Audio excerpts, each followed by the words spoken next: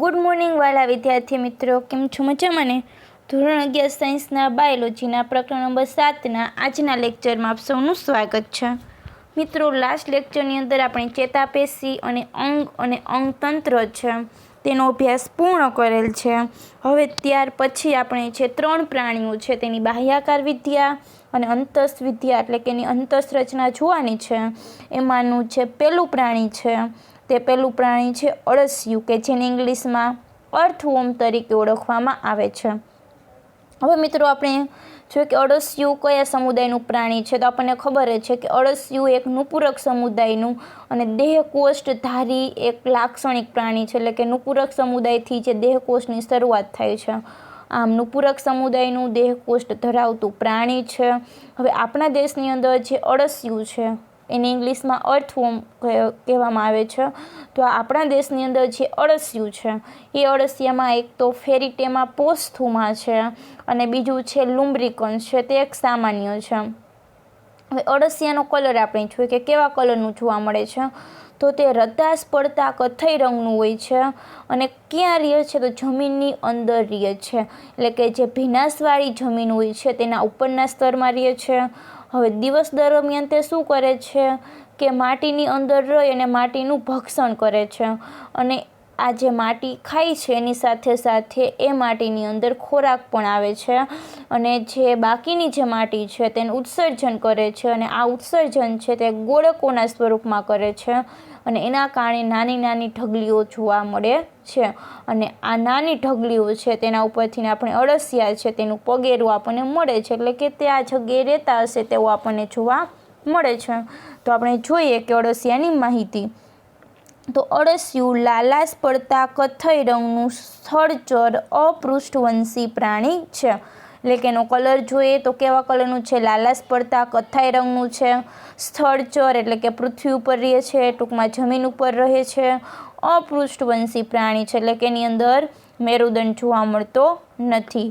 જે ભેજયુક્ત જમીનના ઉપરના સ્તરમાં નિવાસ કરે છે. ભેજયુક્ત એટલે કે જે ભીનાશવાળી માટી હશે એ ભીની માટીનું જે ઉપરનું સ્તર છે ત્યાં તે રહે છે. હવે શું કરે છે? તો દિવસ દરમિયાન તે જમીનની અંદર દરમાં રહે છે, જે તે માટીને ખોદીને અથવા તો ભક્ષણ કરીને બનાવે છે.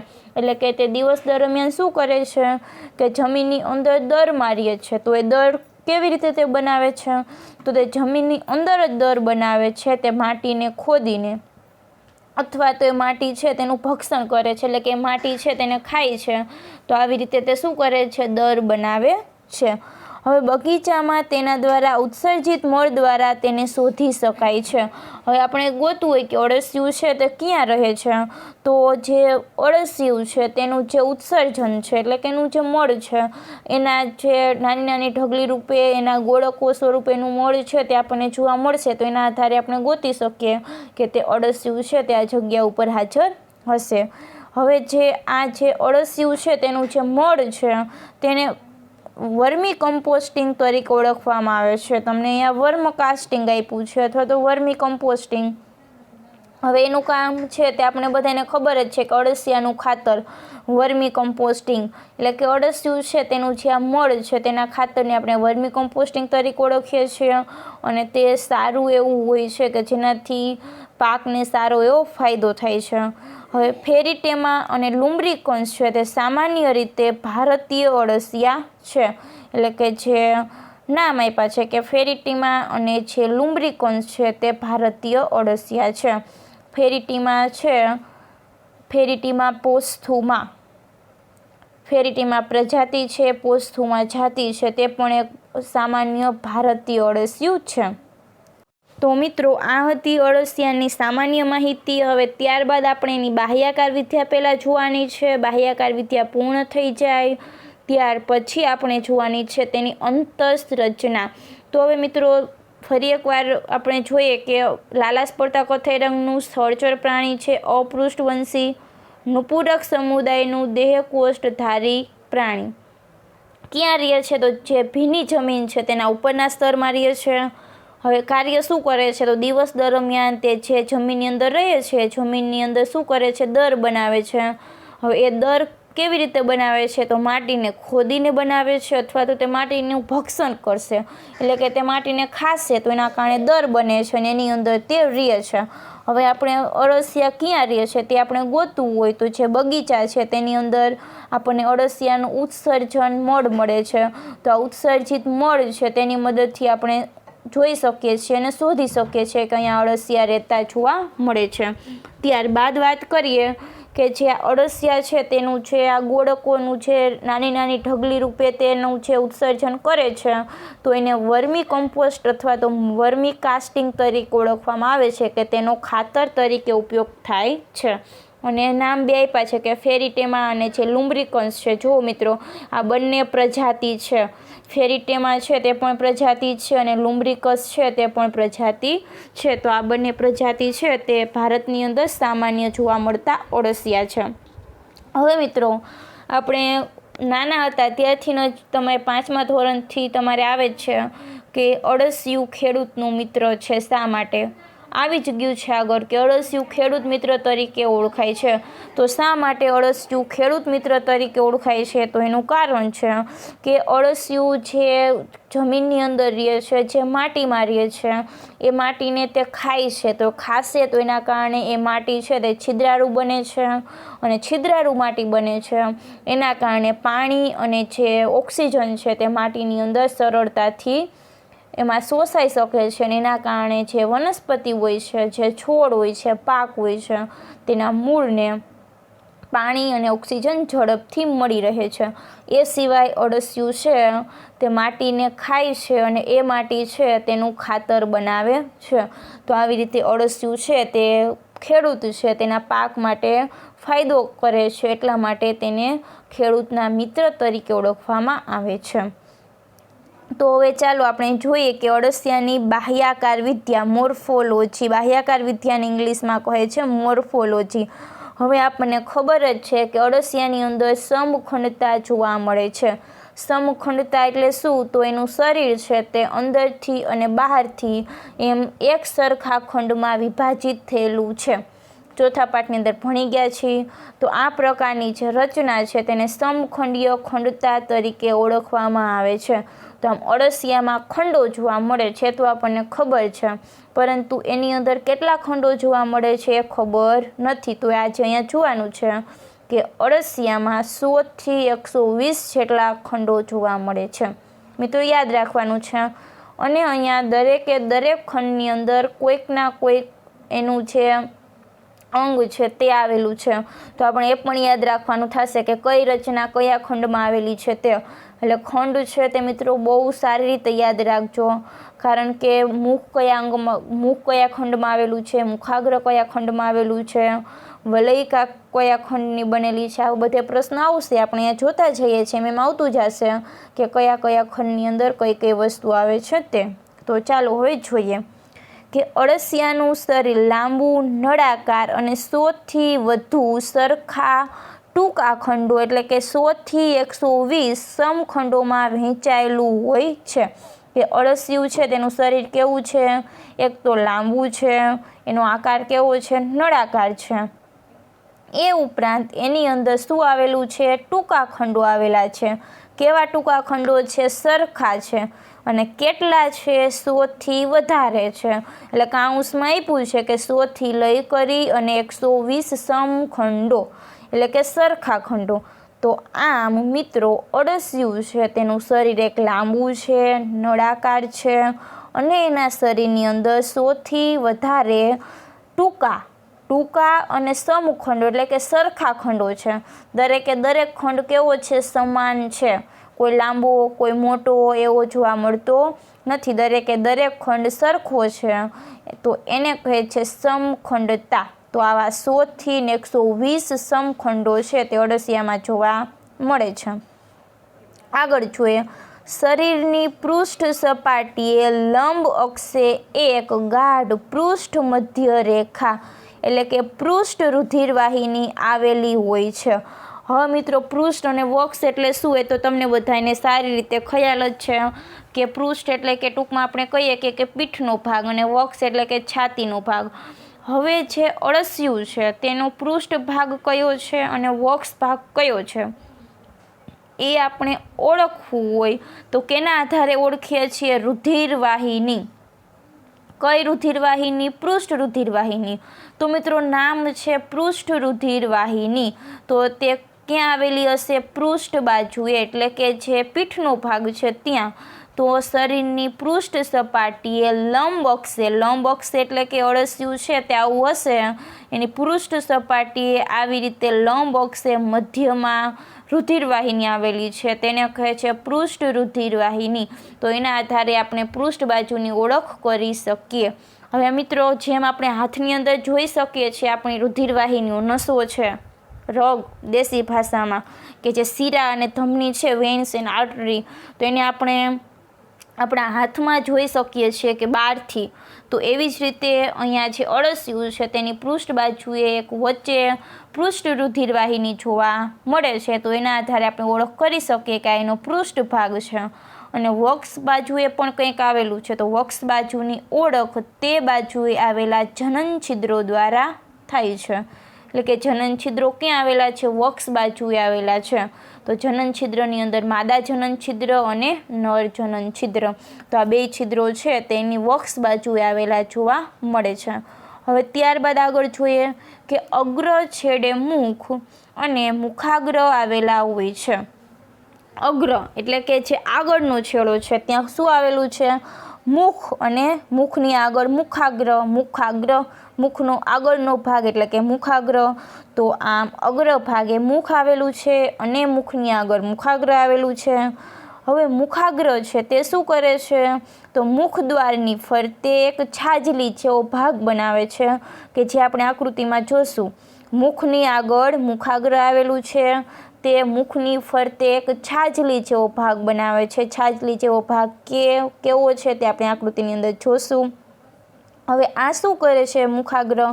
તો તેની મદદથી તે માટીને જોરથી છીણીને પાતળી તિરાડ પાડી અતિ મંદ ગતિએ આગળ ખસે છે. તો માટીને તોડવા માટે અળસિયાની કઈ રચના મદદરૂપ થાય છે? તો અળસિયાની મુખાગ્ર કે મુખની આગળ આવેલો ભાગ, મુખાગ્ર જેવું નામ છે એવી જ એનું સ્થાન છે. મુખને અગ્ર એટલે કે આગળના ભાગે આવેલો ભાગ એટલે મુખાગ્ર, એક છાજલી જેવો ભાગ છે. તે શું કરતું હશે કે માટીને તીણે છે, જે માટીની અંદર તિરાડ પાડે છે, અને એના કારણે તે માટીની અંદર અળસિયું છે તે આગળ વધી શકે. હવે અળસિયા શું કરે છે? માટીને કેવી બનાવે છે? છિદ્રાળુ બનાવે છે, એટલે કે પોલી બનાવે છે. હવે જે માટી છે તે કઠણ હશે તો એ કઠણ માટીને તે મુખાગ્રની મદદથી જોરથી છીણી પાડી અને એને તિરાડ કરે છે, અને એની મદદથી તે માટી છે એમાં આગળ વધે છે અને તે માટીને પોચી એટલે કે છિદ્રાળુ બનાવે છે. હવે મુખાગ્ર સંવેદી રચના છે. મુખાગ્ર કેવી રચના છે? સંવેદી રચના. હવે સંવેદી રચના એટલે શું મિત્રો? કે તેની અંદર સંવેદના હશે કે આગળ આજુબાજુની માટીમાં શું છે, તો એની સંવેદના છે તે મુખાગ્રને થાય છે. તો આ મુખાગ્ર એક સંવેદી અંગ છે કે જેમ આપણા આંખ, કાન, નાક સંવેદી અંગ છે કે આંખ જોવાનું કાર્ય કરે છે, નાક સૂંઘવાનું કામ કરે છે, કાન સાંભળવાનું કામ કરે છે, જે જીભ છે તે સ્વાદ પારખવાનું કામ કરે છે. તો બધા સંવેદી અંગ છે. એવી જ રીતે અળસિયાનું જે મુખાગ્ર છે તે એનું સંવેદી અંગ છે.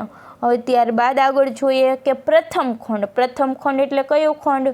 તો જે અળસિયાનું શરીર 100 થી 120 ખંડનું બનેલું છે, તો આ 100 થી 120 ખંડમાં જે પહેલો ખંડ છે, પ્રથમ ખંડ છે, તેને પરિતુંડ અથવા તો મુખ ખંડ કહે છે. જો મિત્રો, નામ છે પરિતુંડ અથવા તો મુખ ખંડ. તો હવે મુખ ખંડ છે એટલે આપણને ખબર પડી જ જવી જોઈએ કે પહેલા ખંડમાં શું આવેલું હશે? મુખ આવેલું હશે, એટલા માટેનું નામ પડ્યું છે મુખ ખંડ. તો જેમાં મુખ આવેલું હોય છે. ક્લિયર આટલું? ત્યારબાદ આગળ જોઈએ એ પહેલાં થોડું ઘણું અહીંયા જોઈ લઈએ કે અળસિયાનું શરીર એક તો કેવું છે? લાંબુ છે, નળાકાર આકારનું છે, અને એના શરીરમાં 100 થી વધારે ટૂંકા અને એ પણ સરખા ખંડો જોવા મળે છે. તો એને કહે છે સમખંડો.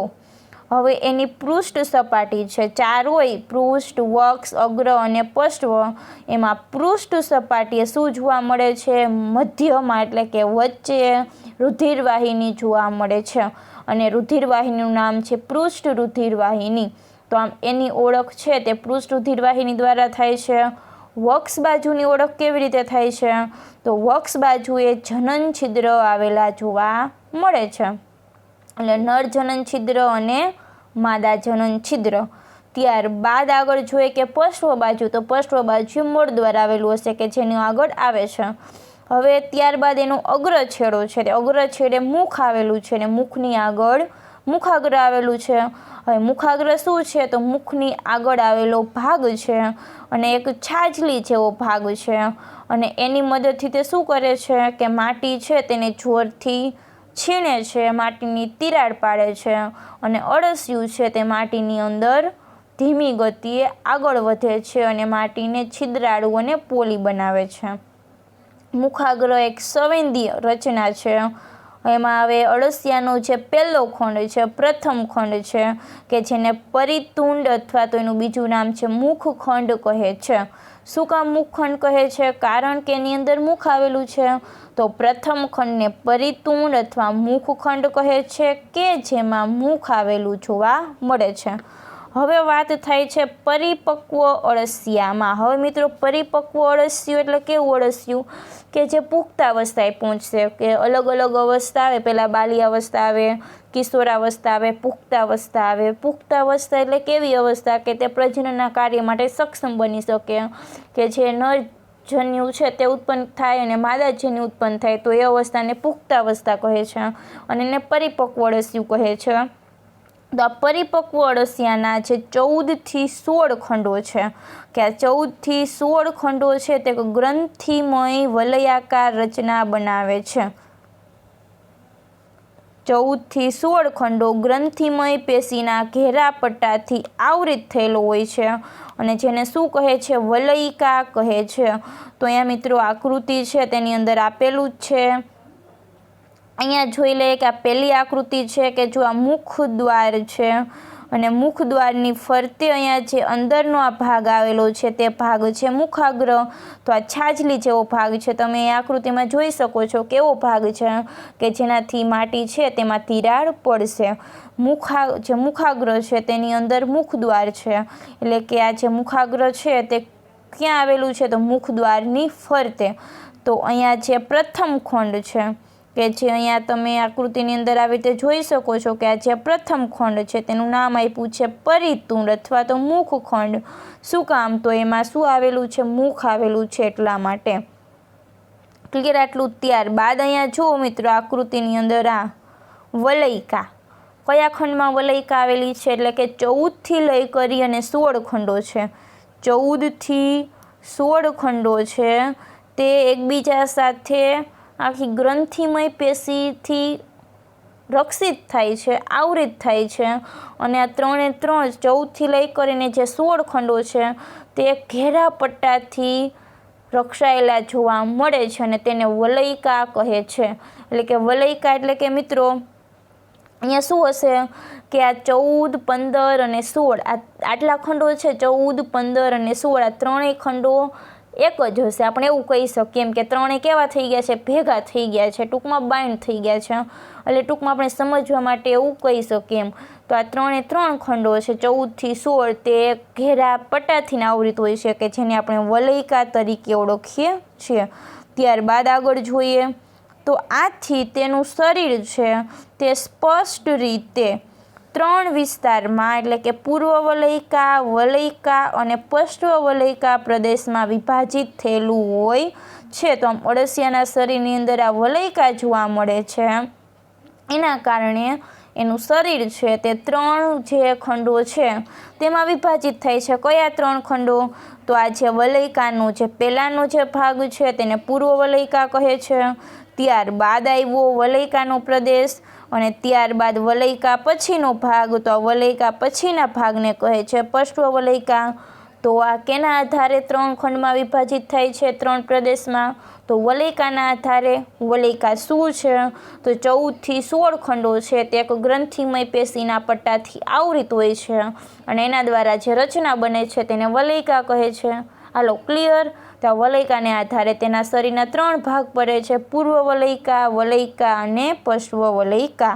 ત્યારબાદ આગળ જોઈએ શું છે તે. 5 થી 9 ખંડોમાં આંતરખંડીય ખાંચોમાં. 5 થી 9 ખંડોમાં આંતરખંડીય ખાંચોમાં પ્રત્યેક વક્ષ પાર્શ્વ બાજુ પર 4 જોડ શુક્ર સંઘ્રાશય છિદ્રો આવેલા હોય છે.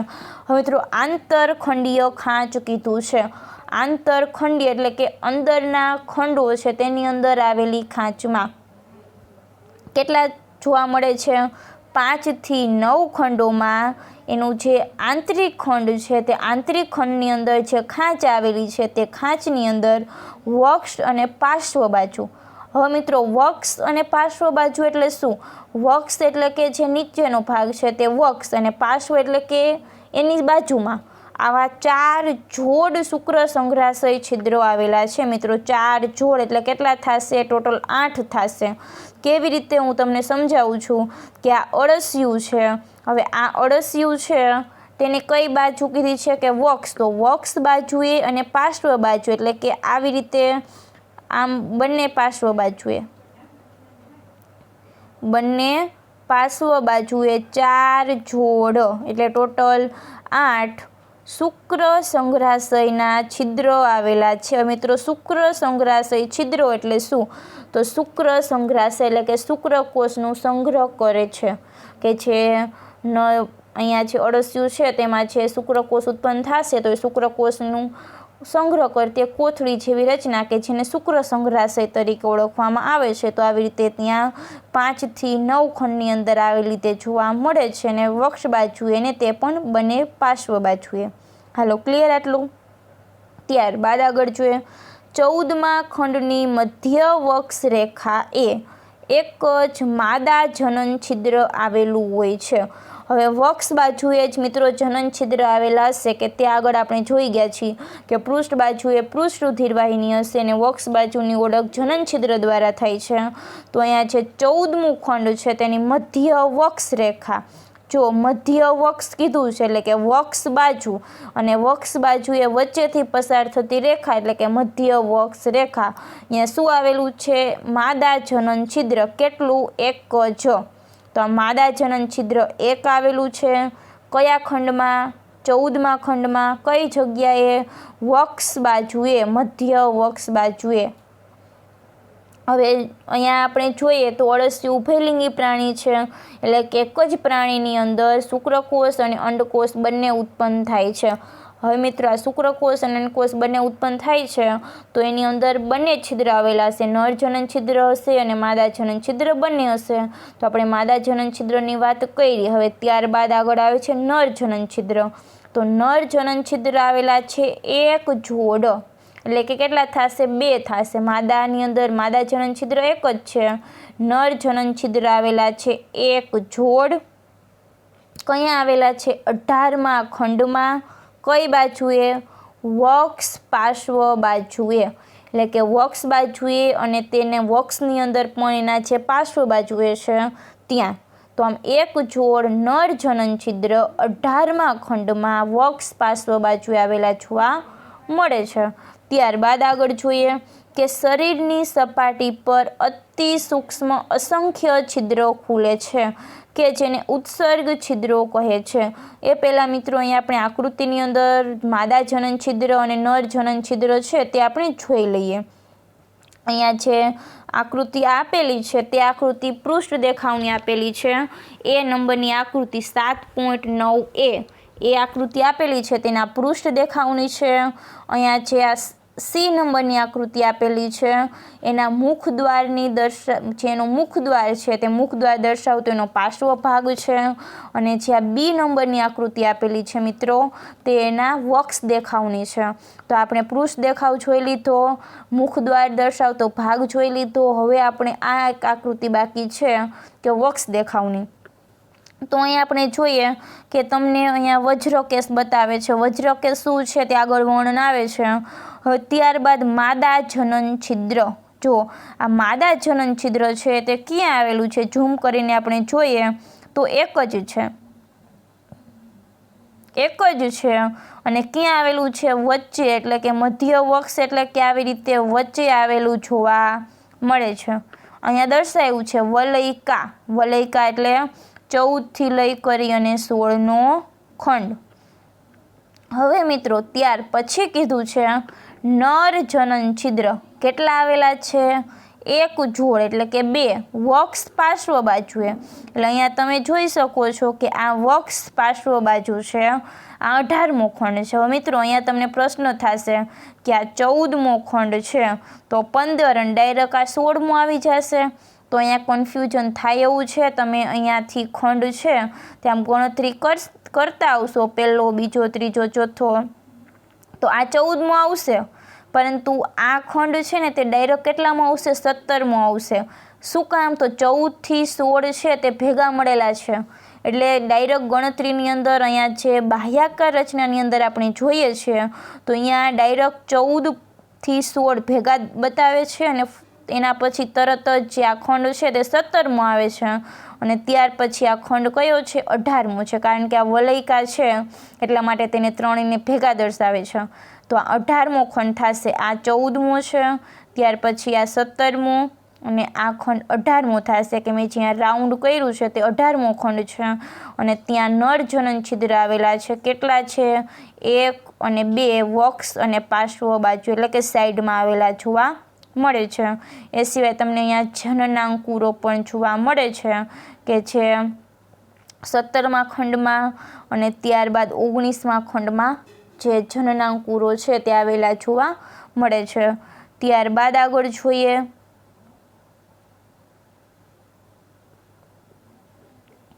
કે હવે જે અળસિયું છે તેની જે સપાટી છે એની સપાટી ઉપર શું આવેલું જોવા મળે છે? અતિ સૂક્ષ્મ છિદ્ર, એટલે કે સૂક્ષ્મ નાના નાના અસંખ્ય, એટલે કે ઘણા બધા છિદ્ર આવેલા હોય છે. અને એ છિદ્રને શું કહે છે? ઉત્સર્ગ છિદ્ર કહે છે. હવે મિત્રો નામ જ ઉત્સર્ગ છિદ્ર છે તો શું કરતું હશે? ઉત્સર્જનની અંદર તે મદદરૂપ થતું હશે. તો આવી રીતે એનું શરીર છે તેમાં આવા ઘણા બધા નાના નાના અતિ સૂક્ષ્મ છિદ્ર જોવા મળે છે, તેને ઉત્સર્ગ છિદ્ર કહે છે. ત્યારબાદ આગળ જોઈએ કે શરીરમાં પ્રથમ, છેલ્લા અને વલયિકા સિવાયના દરેક દેહખંડમાં એસ આકારના વજ્રકેશો જોવા મળે છે. વજ્રકેશો એટલે શું? તો અળસિયાના પગો. જેમ આપણે પગ છે એક જગ્યાએથી બીજી જગ્યાએ ચાલીએ છીએ એમ અળસિયું છે તેને માટીમાં ચાલવું છે તો એના માટે શું આવેલું છે? એના પગ આવેલા છે. એટલે એના પગ એટલે વજ્રકેશો. તો આપણે આ પગનું શબ્દ વાપરવાનો, પરંતુ આપણે આ શબ્દ વાપરવાનો છે વજ્રકેશ. તો આ વજ્રકેશો ક્યાં આવેલા છે? પ્રથમ, છેલ્લા અને વલયિકા 3 ભાગમાં આવેલા નથી. એટલે કે પહેલા ખંડમાં નથી આવેલા, છેલ્લા ખંડમાં નથી આવેલા અને વલયિકામાં, એટલે કે 14, 15 અને 16 આટલા ખંડ સિવાયના બાકીના શરીરમાં વજ્રકેશો જોવા મળે છે. વજ્રકેશો કેવા આકારના છે? એસ આકારના. આટલું મિત્રો યાદ રાખજો. જે પ્રત્યેક ખંડની મધ્યમાં સ્થિત અધિચ્છદીય ગર્તમાં ખૂંપેલા હોય છે. તો આ વજ્રકેશો છે તે ક્યાં આવેલા હોય છે? તો દરેક ખંડ છે તેની મધ્યમાં, એટલે કે તેની વચ્ચે, અને અધિચ્છદીય ગર્તમાં, એટલે કે અધિચ્છદના ખાડામાં. એટલે અહીંયા જે આ ખંડ છે તો આ દરેક ખંડ છે તેની આ મધ્યમાં આવી રીતે વચ્ચે અને અધિચ્છદીય જે ગર્ત છે તેમાં તે ખૂંપેલા જોવા મળે છે. ત્યારબાદ આગળ જોઈએ કે વજ્રકેશ છે તેને બહારથી કાઢી શકાય છે અને અંદરથી પાછા ખેંચી શકાય છે. તો વજ્રકેશ બહાર કાઢી શકાય છે તથા પાછા ખેંચાઈ શકે છે, તેમજ પ્રચલનમાં મહત્વપૂર્ણ ભૂમિકા ભજવે છે. એટલે કે અળસિયાની અંદર આ વજ્રકેશની રચના એવી હોય છે કે તે બહાર કાઢી શકે છે અને અંદર ખેંચી પણ શકે છે. એટલે કે આમ બહાર કાઢી પણ શકાય છે અને પાછા ખેંચાઈ પણ શકાય છે. કાર્ય શું છે? તો પ્રચલનની અંદર તે ભાગ ભજવે છે. તો અહીંયા મિત્રો અળસિયું છે તેની બાહ્યાકાર વિદ્યા પૂર્ણ થઈ. આપણે જોયું એક તો જે આગળનું જોઈ લીધું છે. ત્યારબાદ આપણે જોઈએ કે વલયિકા ક્યાં ખંડમાં આવેલી છે? તો વલયિકા આવેલી છે 14, 15 અને 16માં એક ગ્રંથિમય જે સ્તર છે તેનાથી આવૃત એક પટ્ટો છે. એના કારણે અળસિયાનું શરીર 3 ભાગમાં વિભાજિત થાય છે: પૂર્વ વલયિકા, વલયિકા અને પશ્વ વલયિકા. હવે શુક્ર સંગ્રહાશય છિદ્ર એટલે કે શુક્રકોષ છે. શુક્રકોષનું સંગ્રહ કરતી કોથળી જેવી એક રચના છે તેને શુક્ર સંગ્રહાશય કહે. અને એ શુક્ર સંગ્રહાશય છે એના જે છિદ્ર છે તે 5 થી 9 ખંડોમાં આવેલા છે. અને આંતરખંડીય ખાંચોમાં, આંતરખંડીય ખાંચો એટલે કે અંદરનું જે ખંડ છે તેની ખાંચમાં અને કેટલા આવેલા છે? 4 જોડ. માદા જનન છિદ્ર છે તે કેટલું છે? 1 છે. ક્યાં આવેલું છે? 14મા ખંડની મધ્ય વક્ષ રેખા એ. હવે જે મધ્ય વક્ષ બાજુએ એક જ માદા જનન છિદ્ર છે તે આવેલું જોવા મળે છે. ત્યારબાદ નર જનન છિદ્ર 1 જોડ એટલે કે 2 આવેલા છે. અને ક્યાં આવેલા છે? તો 18મા ખંડની વક્ષ પાર્શ્વ બાજુએ. ત્યારબાદ આગળ જોઈએ કે એનું શરીરમાં અસંખ્ય અતિ સૂક્ષ્મ છિદ્ર જોવા મળે છે, તેને ઉત્સર્ગ છિદ્ર કહે છે. એ સિવાય તેમાં વજ્રકેશો જોવા મળે છે. વજ્રકેશો પ્રથમ, છેલ્લા અને વલયિકા સિવાયના ભાગમાં જોવા મળે છે કે તે પ્રચલનનું કાર્ય કરે છે. તો મિત્રો આ એની બાહ્યાકાર વિદ્યા પૂર્ણ થાય છે. હવે ત્યારબાદ નેક્સ્ટ આવે છે તેની અંતસ્વિદ્યા. અંતસ્વિદ્યા છે તે મિત્રો બહુ બધી લાંબી છે. આપણે બધી જ અંતસ્વિદ્યા છે તે એક લેક્ચરમાં પૂરી થશે નહીં. અંતસ્વિદ્યા માટે 2 કે 3 લેક્ચર છે, વિડીયો છે તે જોશે. તો આપણે આજે થોડું ઘણું લઈ લઈએ કે જેના કારણે આગળનો જે વિડીયો છે તેની અંદર વધારે થોડુંક ચાલી જાય. તો અંતસ્વિદ્યાની અંદર આપણે સૌપ્રથમ જોવાનું છે તેની ત્વચા, એનાટોમી. હવે મિત્રો અંતસ્વિદ્યાને એનાટોમી તરીકે ઓળખવામાં આવે છે. હવે અંતસ્વિદ્યાની આપણે વાત કરીએ અળસિયાની, તો એમાં તો જે બહારથી આપણને જોવા નથી મળતું તે અંતસ્વિદ્યાની અંદર આવશે. એટલે કે સૌથી શરીરની અંદર આવેલું છે તે અંતસ્વિદ્યા. હવે એ પહેલાં મિત્રો એક નોટ કરી લેજો કે જે વજ્રકેશો છે ને તે કાઇટિનના બનેલા જોવા મળે છે. કાઇટિન. વજ્રકેશો કેના બનેલા છે? કાઇટિનના બનેલા જોવા મળે છે. હવે હાલો ત્યારબાદ આપણે જોઈએ કે અળસિયાની અંતસ્વિદ્યા. હવે અંતસ્વિદ્યાની અંદર સૌપ્રથમ આવશે અળસિયાની શરીર દિવાલ. હવે અળસિયાની શરીર દિવાલ બહારથી એક પાતળા અકોષીય ક્યુટિકલ વડે ઢંકાયેલી હોય છે. મિત્રો અકોષીય એટલે કે આ ક્યુટિકલ છે તેમાં કોષો જોવા મળતા નથી. ક્યુટિકલ કોષ વગરનું છે એટલે કે ટૂંકમાં આપણે એને સજીવ ના કહી શકીએ. તો આવું એક આવરણ જોવા મળે છે જેને ક્યુટિકલ કહે છે, અકોષીય આવરણ. તે ક્યાં જોવા મળે છે? ત્વચાની ઉપર. એટલે કે એની જે ત્વચા છે તેની બહારની સપાટી છે તેના ઉપર ક્યુટિકલનું આવરણ જોવા મળે છે. હવે આ ક્યુટિકલ છે તેની નીચે શું આવેલું છે તે જોઈએ. તો તેની નીચે અધિચર્મ. અધિચર્મની નીચે 2 સ્નાયુ સ્તરો. તો સ્નાયુ સ્તરની અંદર વર્તુળી અને આયામ. અને એ સિવાય એના સૌથી અંદરની તરફ દેહકોષ્ઠીય અધિચ્છદ જોવા મળે છે. અને જ્યાં અધિચર્મ સ્તંભ્ય અધિચ્છદીય કોષોના એક સ્તરથી બનેલી હોય છે કે જે સ્ત્રાવી ગ્રંથિ કોષો પણ ધરાવે છે. હવે આપણે મિત્રો આકૃતિની અંદર જોઈએ કે અળસિયાની જે શરીર દિવાલ છે તેની રચના. તો સૌથી ઉપર આપણને શું જોવા મળે છે? અકોષીય ક્યુટિકલનું એક આવરણ અથવા તો સ્તર જોવા મળે છે. હવે આ ક્યુટિકલ છે ત્યાર પછી આપણને એની નીચે એક સ્તર જોવા મળે છે. તે સ્તરને કહે છે અધિચર્મ. એ સ્તરનું નામ શું છે? અધિચર્મ. હવે અધિચર્મ છે તે હું અહીંયા દર્શાવું છું મિત્રો. આ અધિચર્મ છે તેના કોષો સ્ત્રાવ ઉત્પન્ન કરે છે. અને એ સ્ત્રાવ છે તેને અહીંયા જે આ ખાલી જગ્યા મેં દર્શાવી છે એવી રીતે અહીંયા હશે તો એની અંદર એના કોષો છે તેનો સ્ત્રાવ ઠાલવે છે. સ્ત્રાવ કેવો છે તો એક શ્લેષ્મ એટલે કે ચીકણો સ્ત્રાવ છે. તે ચીકણો સ્ત્રાવ છે તે ઠાલવી અને ત્યારબાદ તે અહીંયા ત્વચા છે તેની સૌથી જે ઉપરની સપાટી છે તેના ઉપર એ સ્ત્રાવ આવે છે. એના કારણે શું થાય છે કે તેની ત્વચા ચીકણી હોય છે. અળસિયાને કદાચ તમે જોયું હોય તેની ત્વચા છે તે સાવ ચીકણી હશે. શું કામ તો કારણ કે તેમાં શ્લેષ્મ ગ્રંથિ આવેલી છે. શ્લેષ્મ ગ્રંથિ ક્યાં આવેલી છે તો અધિચર્મમાં, કે આ જે બીજું સ્તર છે તે આ એનું પહેલું થશે, ત્યારબાદ આ બીજું થશે અધિચર્મ. આ અધિચર્મની અંદર શું આવેલું છે શ્લેષ્મ ગ્રંથિ આવેલી છે અને શ્લેષ્મ ગ્રંથિ શ્લેષ્મનો સ્ત્રાવ કરે છે અને એ શ્લેષ્મ છે ત્યારબાદ તેની જે ત્વચા છે જે બહારની જે સપાટી છે તેના ઉપર આવે છે. ત્યારબાદ જોઈએ કે ત્રીજા નંબરનું જે સ્તર છે તે કેવું સ્તર છે સ્નાયુ સ્તર છે. હવે મિત્રો સ્નાયુ સ્તર છે તે બે છે, વર્તુળી સ્નાયુ અને આયામ સ્નાયુ. તો હવે પહેલાં છે તે કયા સ્નાયુ આવેલા છે વર્તુળી સ્નાયુ. હવે એ પણ હું આકૃતિમાં તમને બતાવીશ કે વર્તુળી એટલે કેવી રીતે. તો આમ વર્તુળી સ્નાયુઓ અને એની નીચે પછી આયામ સ્નાયુ એટલે કે ઊભા સ્નાયુ છે તેનું સ્તર આવેલું જોવા મળે છે. તો અહીંયા જુઓ કે 4 થયા, 4 સ્તર થયા, હજી એક 5મું સ્તર બાકી છે.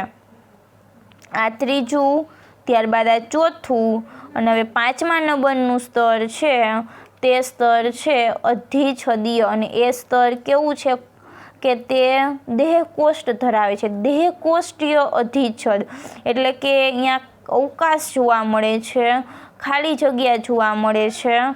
આપણે ખબર જ છે કે પાચન માર્ગ અને શરીર દિવાલ વચ્ચે અવકાશ જોવા મળે તેને શું કહે છે દેહકોષ્ઠ કહે છે. અને એ દેહકોષ્ઠ છે તે અધિછદીય પેશીના સ્તરથી રક્ષાયેલું જોવા મળે છે.